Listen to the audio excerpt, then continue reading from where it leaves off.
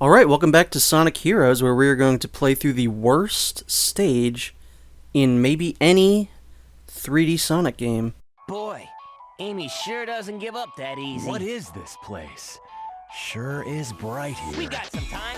Feeling lucky? Sonic, we only have 24 hours left. Okay, let's go.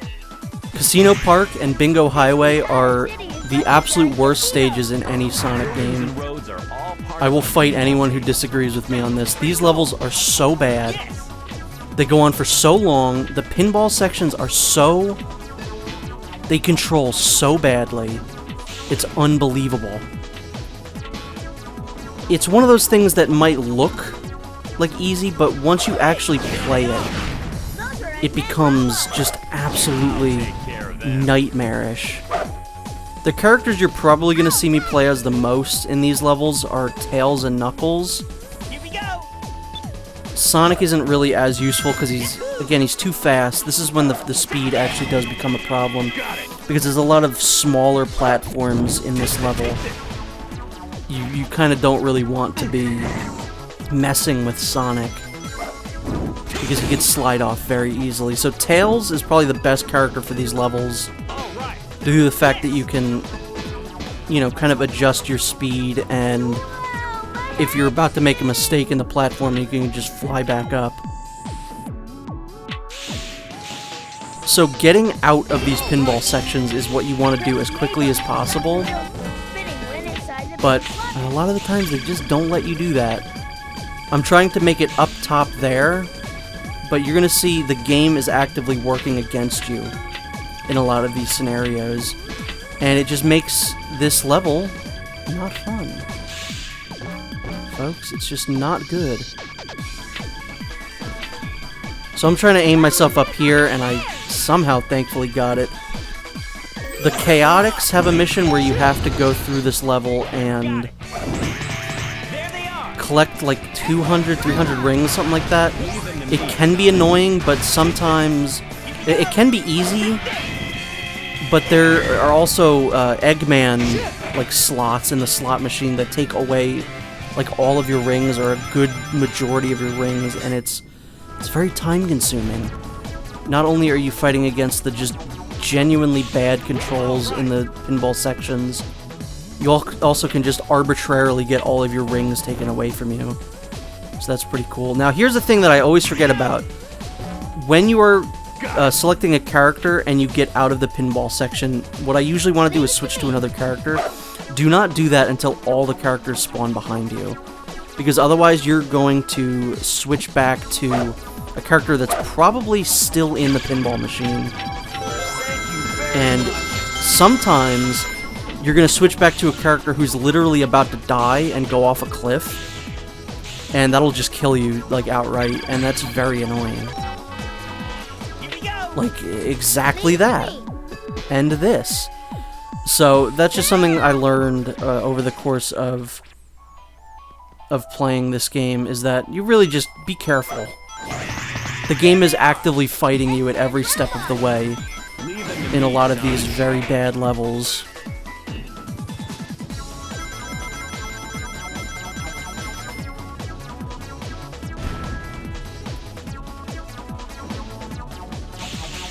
I literally have nothing good to say about these levels, except I guess the music is fine. It's not my favorite. There are a lot of other levels in this game that have far better music. And at the end of this, the boss that we fight is the worst type of boss in this game, so I literally have nothing good to say about this. This is when this game is at its most miserable. And I feel like it's levels like this that really helped Shadow the Hedgehog figure out what kind of game that wanted to be. Because this reminds me a lot of like a lot of the just dumb levels in Shadow.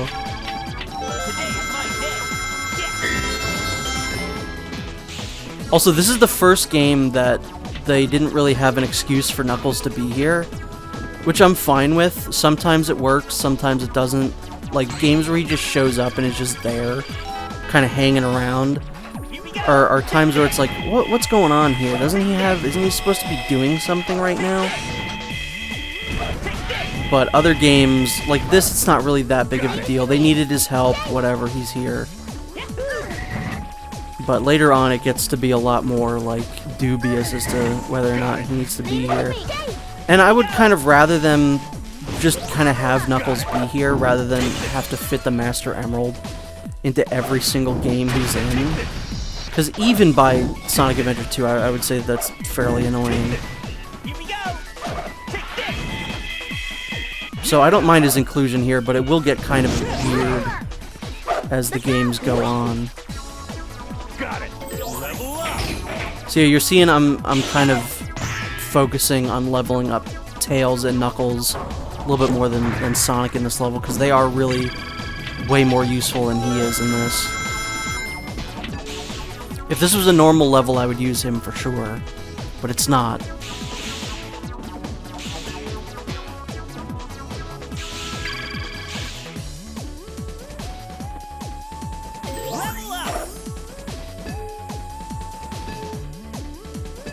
This is a bad level. I really got nothing else to say about that. I think that's an area that only the Chaotix can go through, I believe. I think that's locked off for like every single other team. Team Dark can't go up there. Team Rose can't go up there. I think it's only for Team Chaotix. So I don't know why those characters even mention it. They're like, but there's really no reason for anyone to have ever said that. This is also the game that introduced something that Sonic 06 will later use, so congratulations to this game for leaving an impact on the series, obviously. If you play as Tails and all the other characters are gone, like if it's just Tails sitting there, then he will have an attack on his own, and instead of it being like in Sonic Adventure 1 or 2 where you can use your tail swipe, he will throw rings at an enemy, which will eventually go on to be his attack in Sonic 06. So congratulations to the people who made this game. Your legacy lives on in the worst video game of all time. But honestly, there were points in this game playing this where I think I had more fun playing 06 than I had playing this game. Like I said, I can get used to the way that 06 controls now, and I can kind of account for its badness. And I didn't have fun playing 06, but I definitely enjoyed myself, if that makes any sense. But playing through Team Rose and Team Chaotix, I would legitimately say I would rather have played Sonic 06 again. That's how bad certain things have gotten. If only you knew how bad things were. And Bingo Highway is not a step up from Casino Park.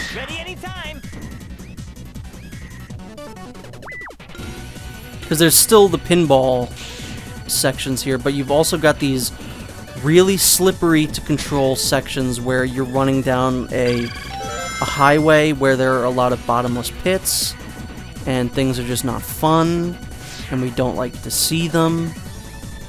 And these levels start going on for way too long. You know, once this game starts getting, you know, the levels start going on longer, each level is like 10 minutes long, which I don't particularly agree with. I don't think that that should be the length of levels in a Sonic game, I'm just saying. It's supposed to be about going fast through them. And you know, I understand that there's 3 different playstyles in this game. It's not just speed. But it's got Sonic on the box art. It says Sonic Heroes. I want to go fast. And you are not letting me.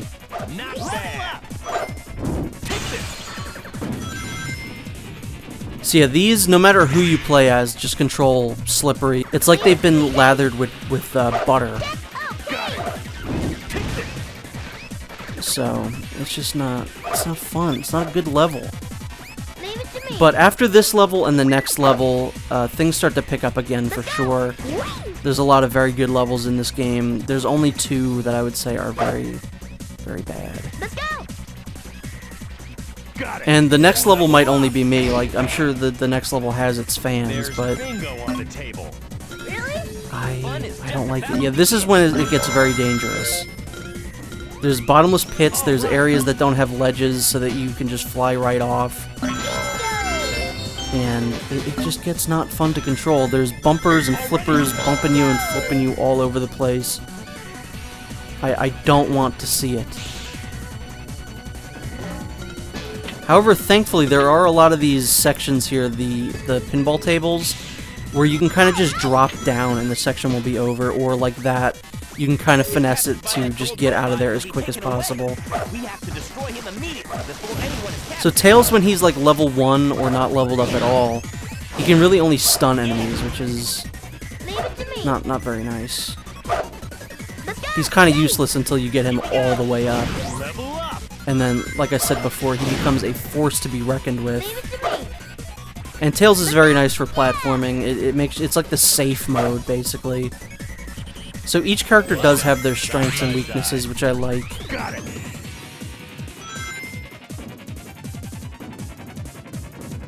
One thing to alleviate I guess the kind of boredom of playing through the exact same levels 4 times in a row.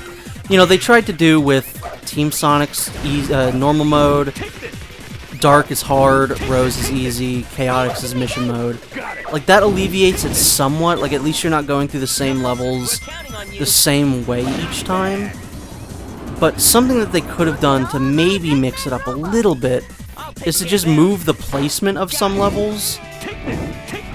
Like, why does every single character need to go to Seaside Hill first? Did that need to happen? Like, maybe Team Dark's first level is the final level. I don't know. Just something. Switch it up a bit. Sonic Adventure did that. You know, not every single character goes to the same level first. There are some levels in Sonic Adventure that, like, Knuckles doesn't ever even go to. Or Amy, or Tails. Whereas in this one, yeah, the length of the level might be different, but it's still the same level. In the same order. So that's kind of annoying. And you can see here the 2 AI-controlled characters just died. They're just dead somehow.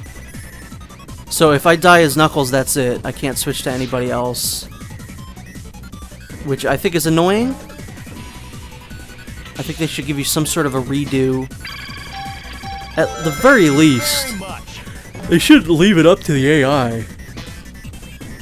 Sorry, this level's literally just making me fall asleep. I don't like it, and I do not want to be here any longer.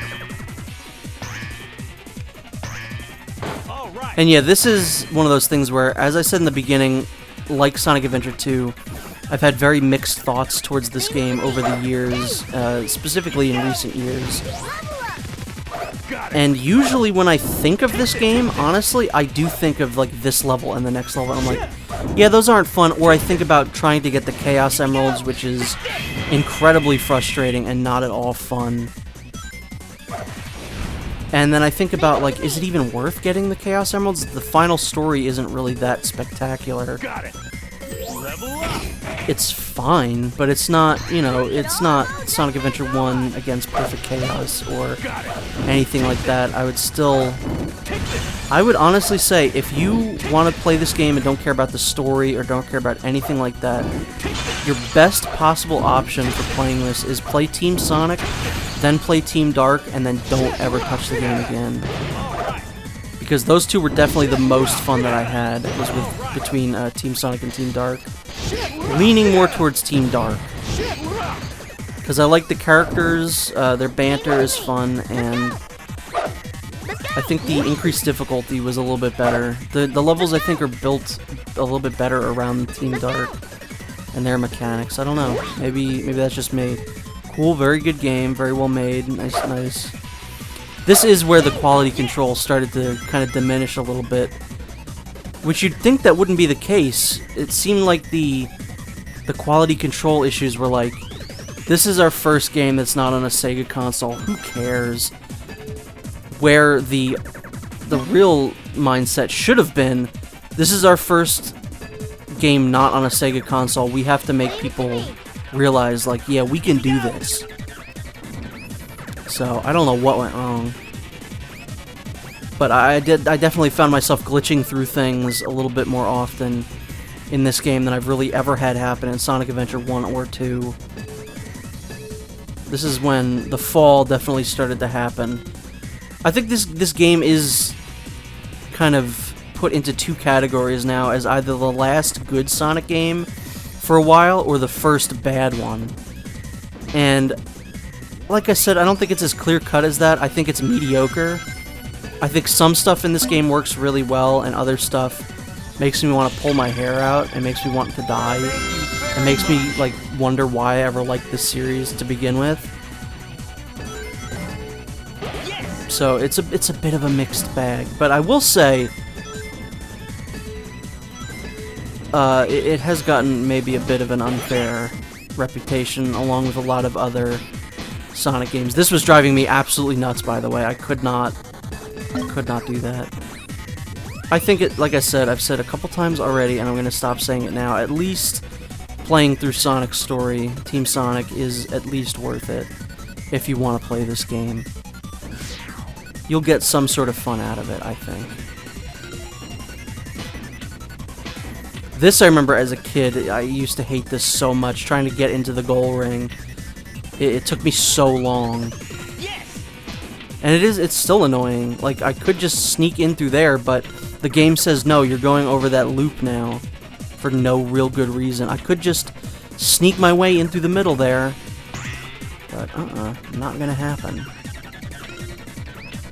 Why would they let you do that? That would be nice.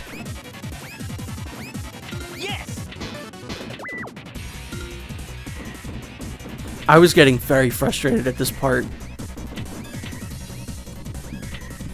I should have recorded, like, my hands during this. Just like a top-down recording of my hands playing this game.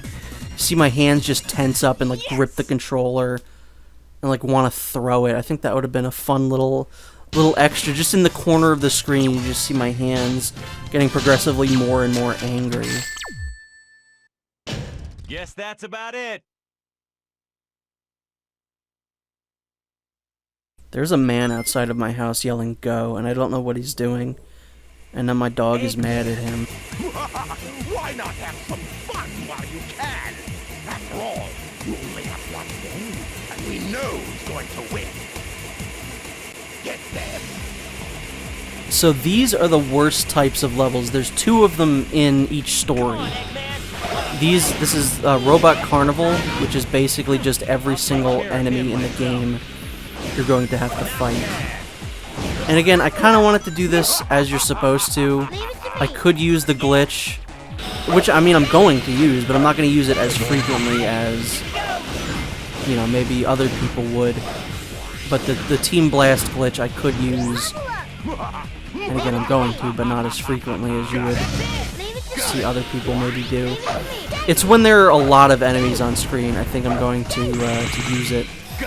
But Tails is, as I've mentioned before, a force to be reckoned with. He is like a destroyer when he's all the way leveled up. He rips through enemies like it's nobody's business. Like, look at this.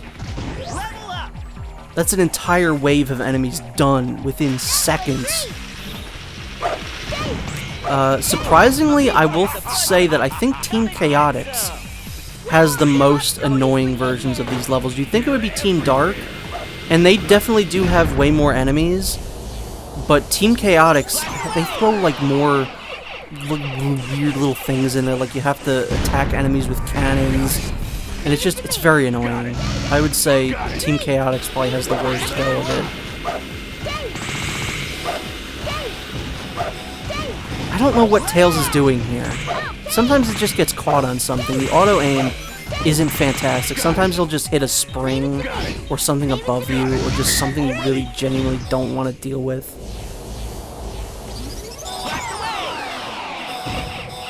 Thankfully, Team Sonic's Team Blast is also the most pleasant on the ears.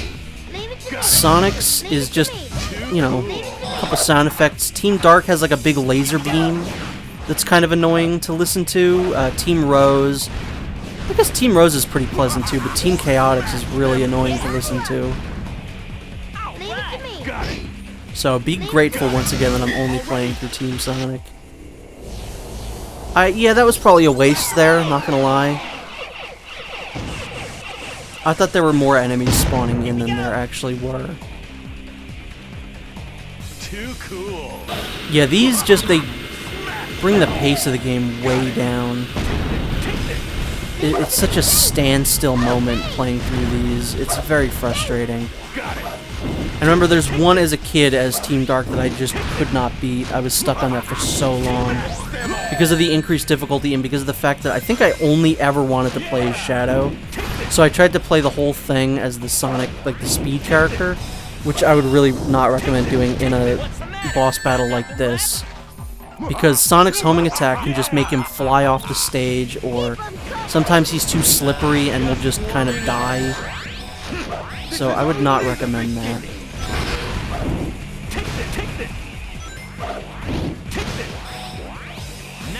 This was also the last, I mean, I said before it was the last time any of these people voiced these characters, but Dean Bristow died, I think, not too long after this game came out, and he does a very good job in this game. It feels a lot more in line with, like, kind of modern Mike Pollock Eggman, where it's a little bit more comedic, and I really like that. He was kind of scary in Adventure 1 and 2, and he still has some menacing lines, but it's a little bit more comedic in this one. So I'm going to go ahead and see you in the next one.